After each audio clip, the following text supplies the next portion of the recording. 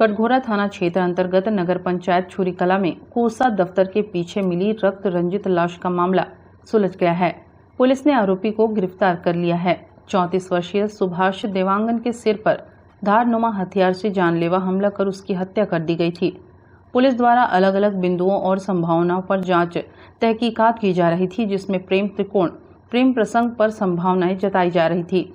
Police के मुताबिक सुभाष की हत्या उसकी प्रेमिका के एक अन्य पूर्व प्रेमी ने किया था। हिरासत में लेकर पूछताछ में आरोपी ने अपना अपराध कबूल कर लिया। आरोपी को मृतक का प्रेमिका से मेलजोल पसंद नहीं था और उसे रास्ते से हटाने के लिए मौके की तलाश में था। हत्या वाले दिन जब मृतक अपनी प्रेमिका से मिलकर घर की ओर वापस जाने लगा, तब मौका पाकर आरोपी द्वारा मृतक पर ताबड़तोड़ हमला करते हुए मृतक को मौत के घाट उतार दिया। पुलिस व साइबर टीम की संयुक्त कार्रवाई में आरोपी से कड़ी पूछताछ करने के बाद आरोपी द्वारा हत्या करना कबूल कर लिया गया है। वहाँ पे देखा तो एक हमें हथियार मिला मौके पे जिसका यूज़ हुआ था, और इस पूरे घटनाक्रम में हमें एक संदेही जिसका नाम बलराम साहू था, उसको हमने गिरफ्त में लिया और फिर उससे पूछताछ करने पर फिर आगे उसने कबूला कि वो एक गांव की एक महिला से एक तरफा काफ़ी प्यार करता था और उस महिला के मना करने के बावजूद भी वो काफ़ी उससे प्यार एक संबंध बनाने की कोशिश में लगा रहा, पर महिला किसी और को चाहती थी, तो ये उसको बात पची नहीं और फिर उसने ये जो हमारा मृतक है सुभाष देवांगन को अपने रास्ते से हटाने का उसने एक प्लान बनाया और अपने इस योजना के तहत उसने अपना एक पुराना मछली काटने वाला एक परसुल को वेल्डिंग दुकान में जाके एक लोहे के पाइप से जोड़ा और एक नई टी शर्ट खरीदा और अपने एक नया घर पे पड़ा हुआ लोअर उसको अपनी बाइक में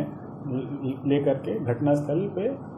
मतलब वो उसने आयोजित जो किया था 22 तारीख की रात को 12 बजे वो पहुंच चुका था और उसे पता था कि सुभाष उधर आने वाला है। तो वो अपने उस महिला के जस्ट सामने ही उसका खुद का एक पुराना मकान है जहाँ वो छुप के उसका वेट कर रहा था और करीब 1:30 बजे के आसपास जैसे ही सुभाष अपने इस महिला के घर से निकला तो इसने मौका पाकर उस पर बार बार ये उसके माथे पर अटैक किया। काफ़ी डीप इंजरी हुई और वहीं मौके पे वो ख़त्म हो गया। और इस घटना को कारित करने के बाद उसने अपने शर्ट हो गया और जो धारदार हथियार वहीं छोड़ गया था उसको मौके पे ही छोड़कर वो जो उसका रिमाइंडर जो लोहा था उसको वो लेकर के एक पास में ही तालाब, ये आपका धरसा तालाब में उसने उसको फेंक दिया और अपना जो टी शर्ट लोअर जिसपे खून के दाग थे उसको आगे गंगपुर जंगल में उसने जाके छुपा दिया। तो अभी उसने उसके निशानदेही पे हमने ये सारी चीज़ें जब्त कर ली है और उसको हिरासत में लेके आज उसको रिमांड पर भेज रहा है। ये उससे जब महिला से हमने पूछताछ करा ना कि ये कैसे हुआ, कोई आपको किसी पे डाउट है, तो उससे हमें पता चला कि एक लड़का था जो उससे बार बार फ़ोन करने की कोशिश करता था और सीडीआर जब हमने निकाला तो फिर इस लड़के का नंबर मिला ना कि कुछ दिनों से फिर ये बात नहीं कर पा रहा था, तो फिर उससे हमने संदेह में इसको लिया था।